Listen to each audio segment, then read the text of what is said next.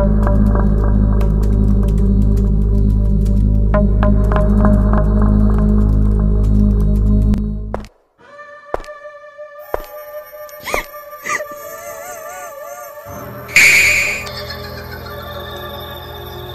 pernah mengikuti kisah ini sendirian.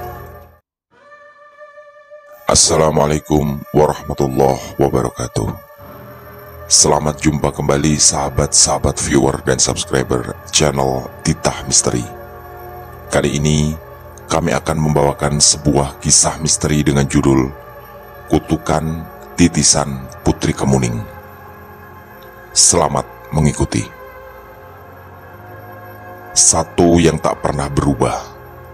Kehidupan dan kematian adalah sebuah misteri dalam garis kemahakuasaan ilahi. Jawa Timur 1970. Namaku Sarif. Aku lahir dan besar di sebuah dusun kecil di sudut timur Provinsi Jawa Timur, berlatar hamparan pemandangan indah di lereng Pegunungan Ijen. Sebagai anak kampung, aku selalu diajarkan untuk memegang teguh norma-norma agama, adat istiadat, dan tentunya mitos-mitos yang masih kental di dusunku. Aku adalah anak dari Pak Abdullah, seorang tetua adat yang sangat dihormati di kampungku. Namun, saat aku kelas 2 SMP, bapakku meninggal dan jabatan sebagai tetua adat digantikan oleh Lek Saiful, adik kandung dari bapakku. Sejak lulus SMP, aku mencoba mengadu nasib di Jakarta. Dan di sana pula aku akhirnya bertemu dengan Dewi yang sekarang menjadi istriku. 10 tahun bekerja di perantauan membuatku merasa cukup untuk mencoba membuka dan membangun usaha sendiri di kampung, berbekal sedikit modal yang kudapat dari Jakarta. Tentu saja aku membawa serta Dewi, istriku, yang telah 3 tahun kunikahi.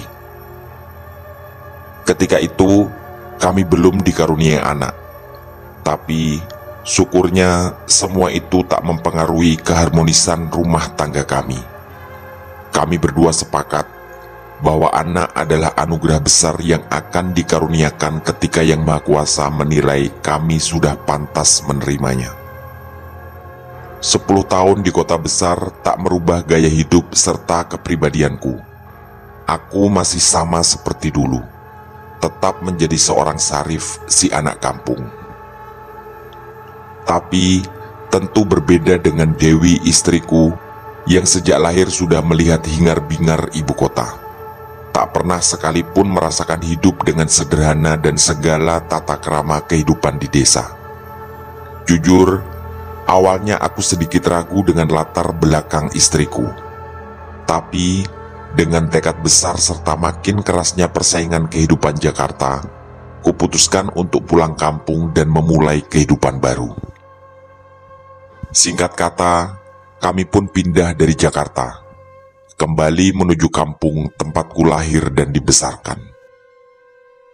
Di awal-awal kepindahan, istriku agak rewel tentang kehidupan kampung yang katanya membosankan.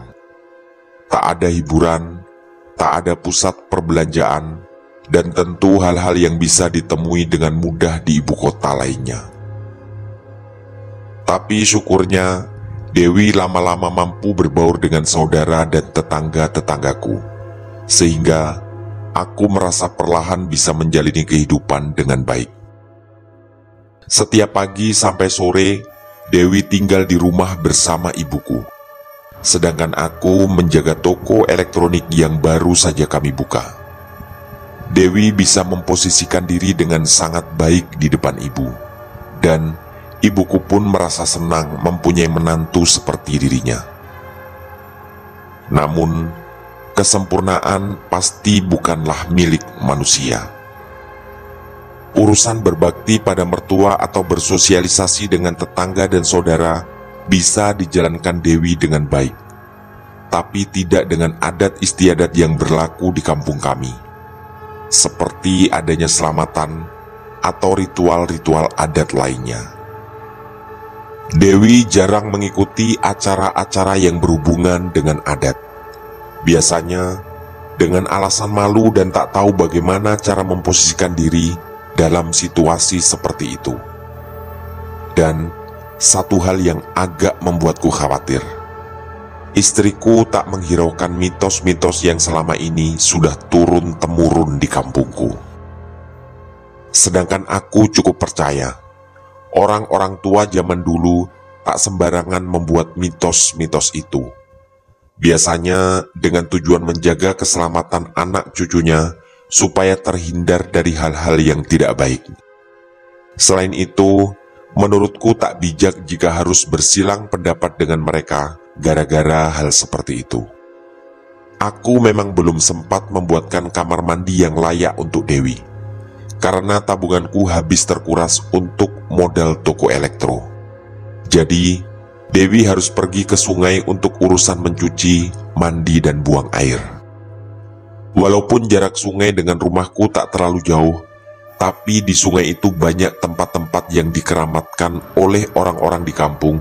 Bahkan beberapa kali ada saja yang menaruh sesajen di sana. Ada sebongkah batu besar di tengah sungai yang menurut warga dihuni sosok makhluk penguasa sungai. Aku sebenarnya tidak sepenuhnya percaya begitu saja.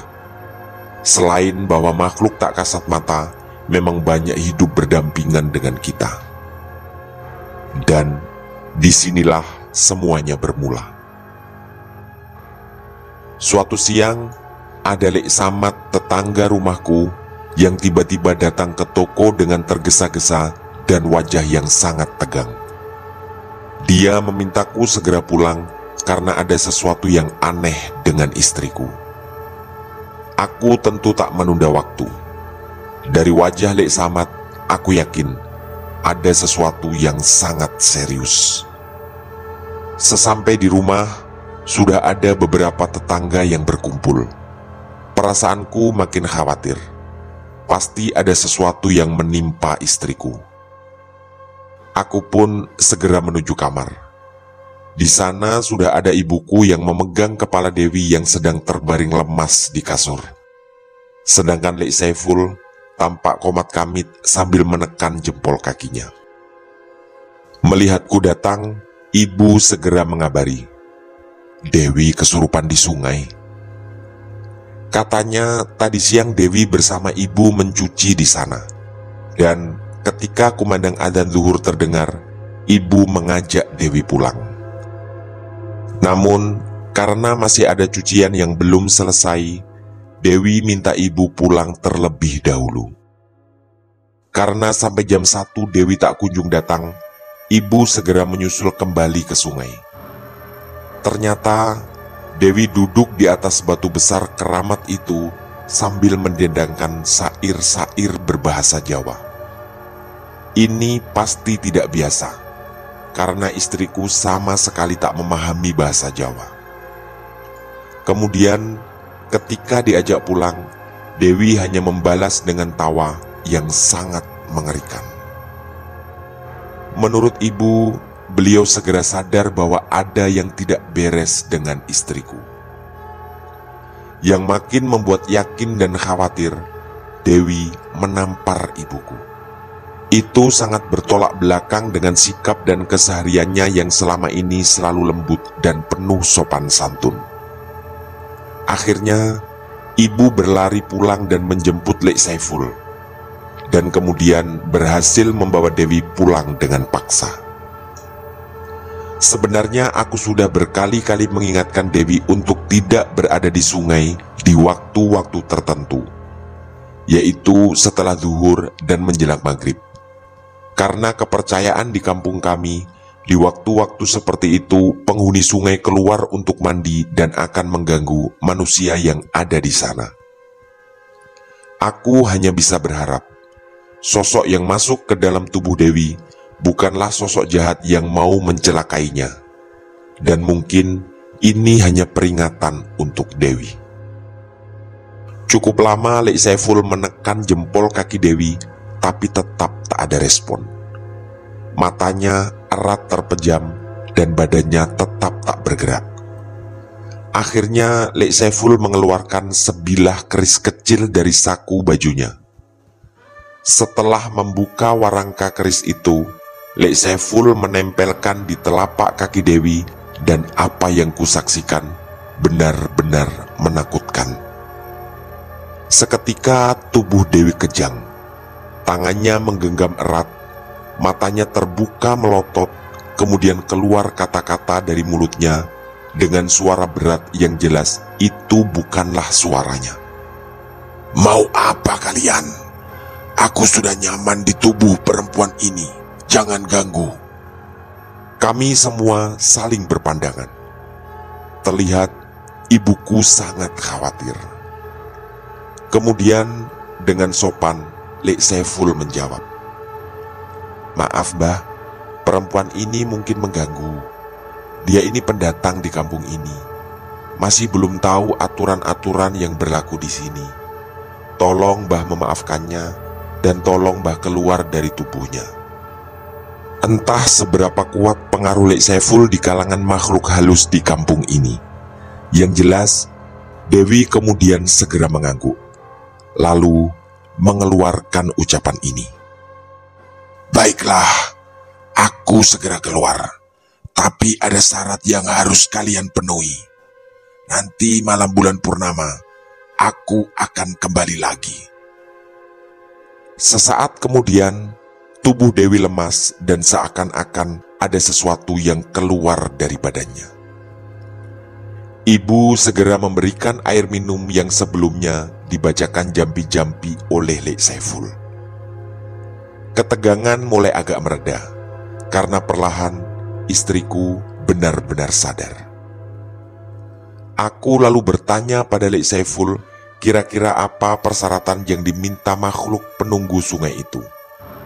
Dan dengan enteng dijawabnya, mungkin hanya bunga 7 rupa dan ayam kampung 1 ekor seperti biasanya.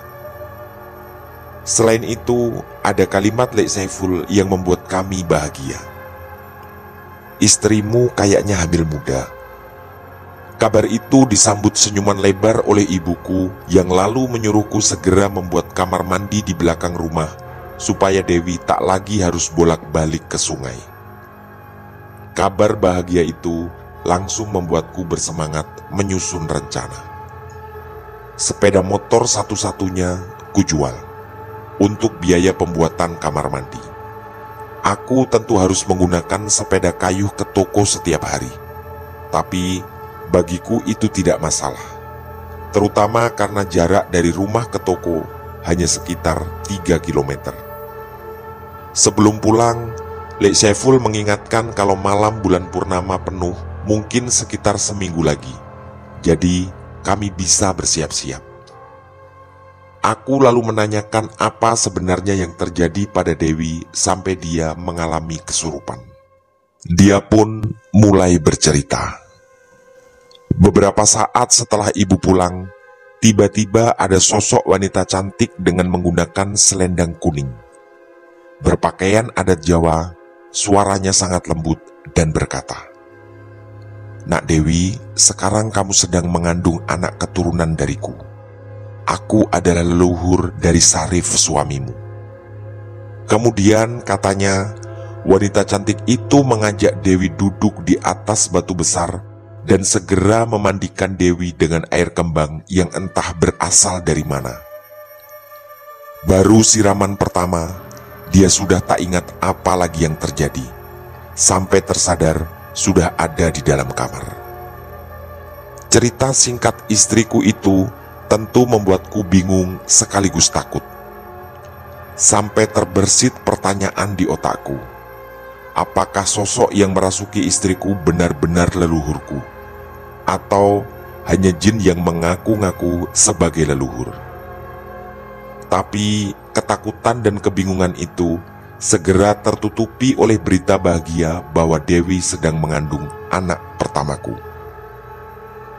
Istriku yang terlihat mulai ketakutan, segera kupeluk sambil kubisikkan di telinganya bahwa di kampung ini kita memang harus menjaga sikap, termasuk tentang mitos-mitos yang dari dulu sudah beredar.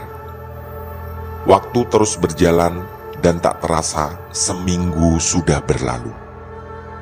Malam itu adalah malam bulan purnama dan waktunya penyerahan sesajen sesuai perintah Lek Saiful dan juga semua sesepuh kampung.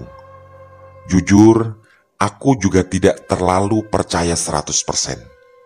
Mungkin karena 10 tahun kehidupanku di Jakarta tak pernah bersentuhan dengan hal-hal seperti ini. Tapi aku juga harus sadar, di kampung seperti ini, menentang hal yang selama ini dipegang teguh masyarakat hanya akan membuatku berhadapan dengan masalah baru. Malam itu aku mengundang 5 orang tetangga dan tentunya juga Lek Saiful untuk mengadakan ritual sesajen yang katanya untuk permintaan makhluk penunggu sungai itu. Sekitar jam 8 malam, kami semua sudah berkumpul di ruang tamu. Ayam kampung bakar utuh pun sudah tersaji di atas tumpeng. Juga bunga 7 rupa yang tadi kubeli di pasar sudah ada di sekeliling tumpeng itu. Tinggal kemenyan yang belum dibakar. Tiba-tiba terdengar suara seperti piring pecah dari kamarku. Aku pun segera berlari menuju kamar dan di atas kasur tampak Dewi duduk bersila dengan mata terpejam. Lalu terdengar suara tawa mengerikan dari mulutnya. Dewi, istriku, kesurupan lagi. Aku segera berteriak memanggil Lek Saiful yang sedari tadi memimpin ritual di ruang tamu. Sesaat kemudian dia pun masuk ke kamar dan ibuku di belakangnya. Kembali Lek Saiful mengeluarkan keris kecil dari saku bajunya dan berkata, "Mbah, sesajen sudah kami siapkan dan segera kami antar ke sungai." Tapi yang terjadi berikutnya benar-benar membuat kami terkejut. Dewi hanya menggeleng dan tertawa. Kemudian keluar kata-kata dari mulutnya yang membuatku lemas dan ketakutan. Aku tak mau itu semua. Yang aku mau hanya bayi yang ada di kandungan perempuan ini. Nanti saat dia dewasa, aku akan menjemputnya untuk warisi semua ilmu dan kekuatan. Kemudian kembali terdengar suara tawa yang menakutkan dan istriku pingsan. Kulihat Lek Saiful terbelalak ketakutan dan aku merasa ini adalah pertanda buruk. Lek Saiful kemudian menarik tanganku ke ruang tamu setelah Dewi mulai berhasil disadarkan. Lalu dia berkata, "Kita lanjutkan saja ini, dan kita letakkan sesajen di atas batu malam ini juga. Lebih bahaya kalau ini tidak dilanjutkan." Kalimat itu terdengar jelas, tapi aku sangat bisa merasakan keraguan dari ucapannya. Aku menduga, apa yang keluar dari mulut Dewi tadi di luar perkiraan Lek Saiful. Setelah acara bakar kemenyan selesai, Lek Saiful mengajakku ke sungai. Katanya, aku harus ikut mengantar sesajen itu bersama 5 tetanggaku yang lain. Aku sebenarnya bisa membaca raut keraguan yang sangat jelas di wajahnya. Tapi, aku tentu tidak punya pilihan lain. Kami pun pamit ke ibu yang diminta Lek Saiful untuk selalu menjaga Dewi. Sesampainya di sungai, Lek Saiful segera meletakkan tumpeng ayam kampung itu di atas batu. Dengan bersila, dia kembali mengeluarkan keris kecil dari dalam saku bajunya. Tapi, kali ini ada yang berbeda. Ketika warangka dibuka, muncul cahaya kemerahan dari bilah keris itu, bersama asap tipis yang lalu mengepul dari tangan Lek Saiful. Kami berenam hanya berdiri dan memperhatikan dari kejauhan. Sepertinya Lek Saiful sedang berkomunikasi, tapi entah dengan siapa, karena kami semua tak melihat penampakan apapun di sana. Setelah cukup lama, Lek Saiful mengakhiri ritual itu dan segera berjalan ke arah kami. Lalu dia berbisik pelan di telingaku, "Ayo pulang, nanti ku jelaskan di rumah." Kalimat itu bukan hanya membuatku penasaran, tapi juga ketakutan. Wajah Lek Saiful masih kutangkap sebagai wajah penuh keraguan. Kami pun segera kembali ke rumahku. Sesampai di rumah, istriku sudah benar-benar sadar. Aku kemudian membagikan bungkusan nasi pada tetangga yang ikut dalam ritual dan mengantarkan sesajen ke sungai. Dan mereka pun segera berpamitan pulang. Kemudian dengan wajah serius, Lek Saiful mengajak aku, ibu dan Dewi berkumpul di ruang tamu. Dia lalu menceritakan apa yang tadi terjadi di sungai ketika sesajen diletakkan. Katanya, yang merasuki tubuh Dewi bukanlah sosok makhluk penunggu sungai atau sejenisnya. Dia adalah jelmaan dari putri kuning yang berasal dari kerajaan kuno di Pulau Madura. Aku lalu teringat, menurut cerita kakek buyutku, kami memang masih tersambung secara silsilah dengan kerajaan itu. Dan aku yakin, Lek Saiful pasti lebih tahu tentang hal itu.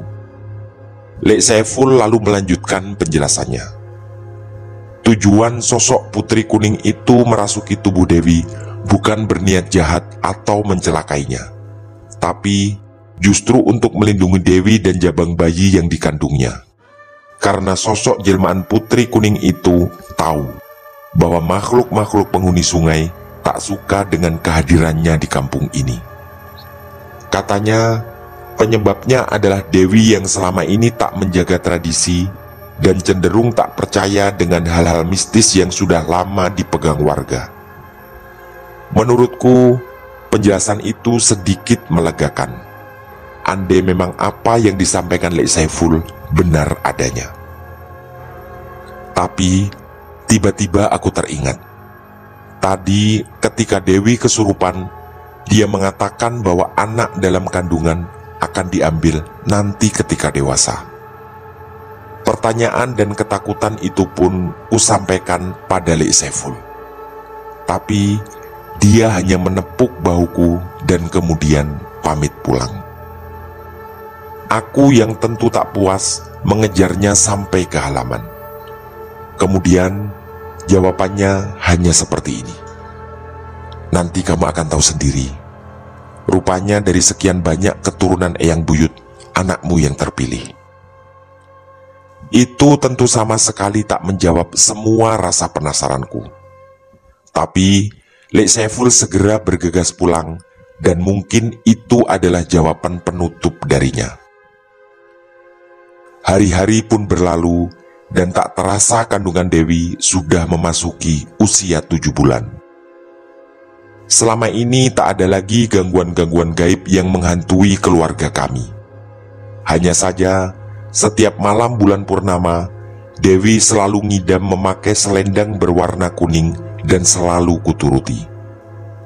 Begitu juga dengan malam itu. Tepat selamatan 7 bulan kandungan Dewi, bulan purnama terlihat sangat sempurna. Dan lagi-lagi, Dewi ingin mengenakan selendang berwarna kuning saat prosesi mandi kembang. Acara pun berlangsung sangat lancar, dan kami semua begitu bahagia karena sekitar 2 bulan lagi akan lahir anak pertama kami. Malam itu, seperti biasa, aku tidur di samping Dewi.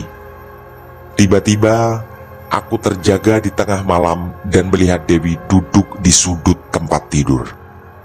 Aku pun segera mendekatinya.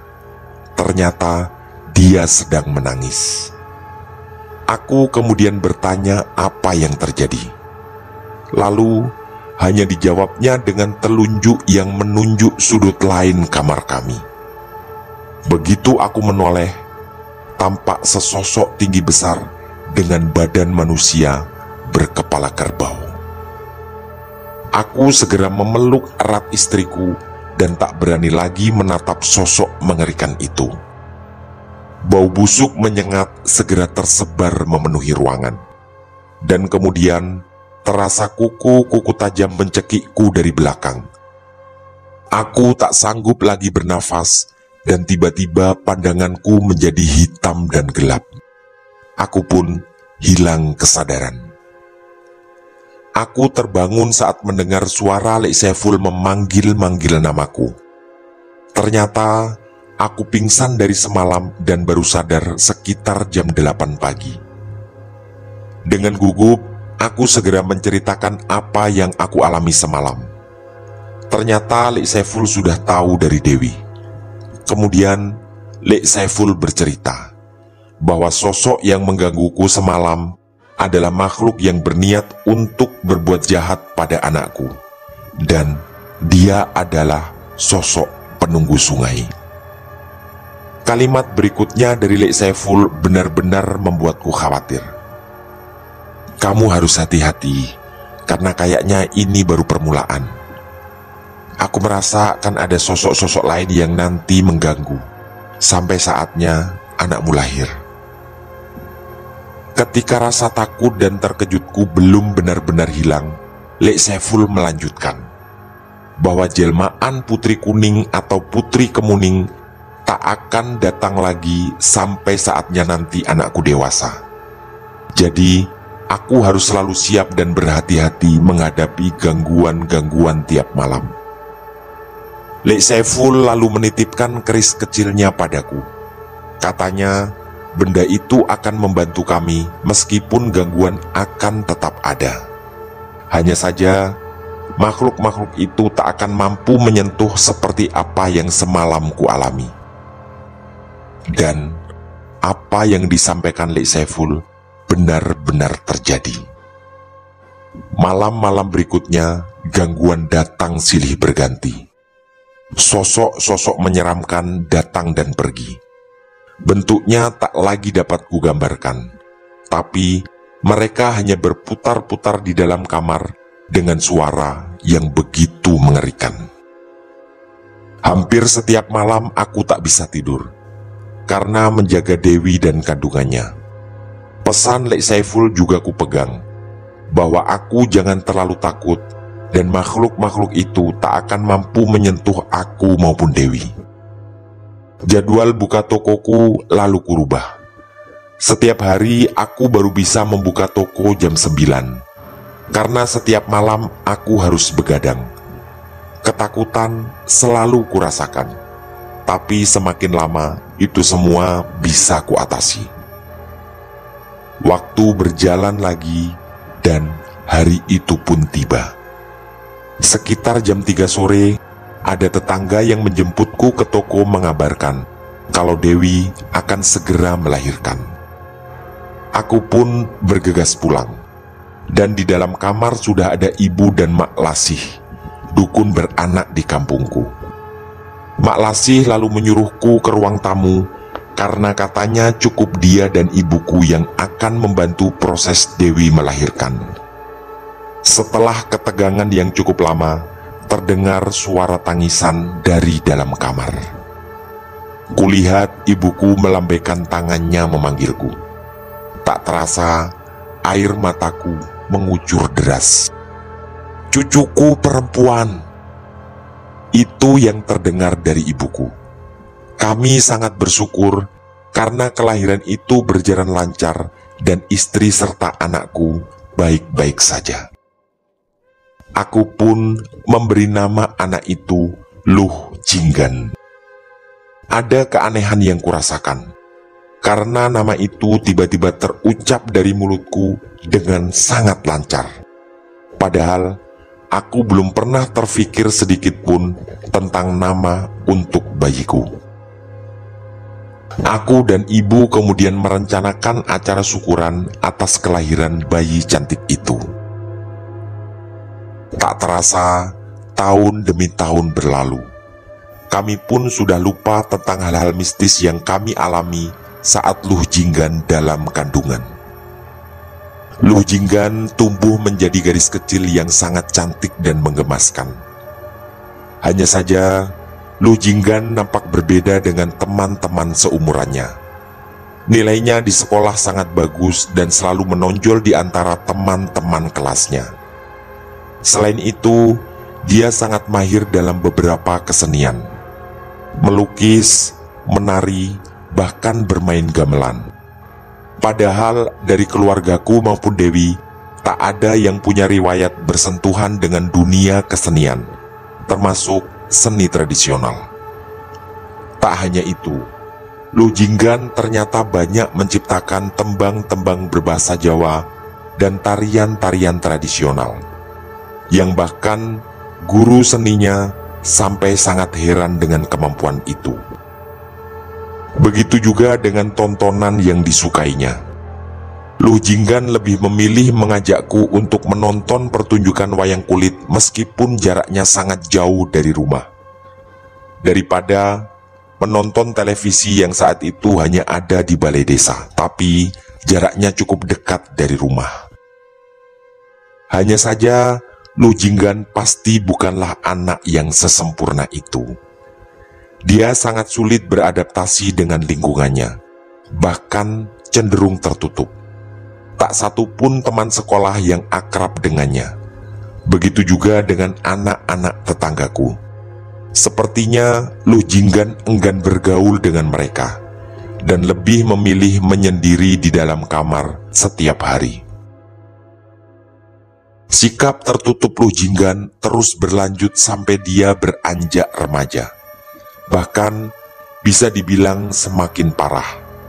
Ketika dia sudah berumur 16 tahun, suatu malam saat menjelang tidur, tiba-tiba istriku Dewi bercerita kalau hari ini Luh Jinggan mendapatkan menstruasi pertamanya. Wajah Dewi tampak sedih mengetahui itu. Aku pun keheranan dan segera bertanya tentang wajah sedihnya. Karena menurutku itu hanyalah siklus normal yang dialami semua remaja putri. Ternyata ini jawabannya.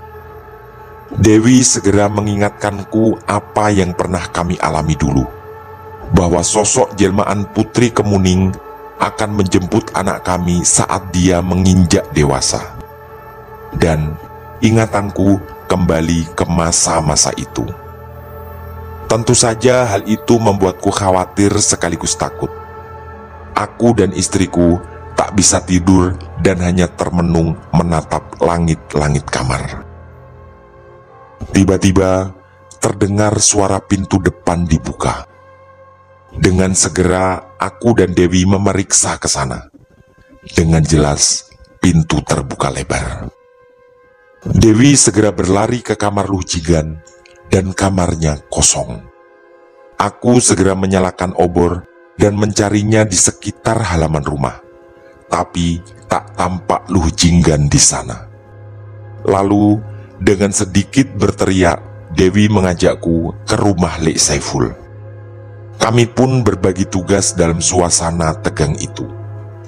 Dewi kusuruh membangunkan ibu dan aku segera berlari ke rumah Lek Saiful.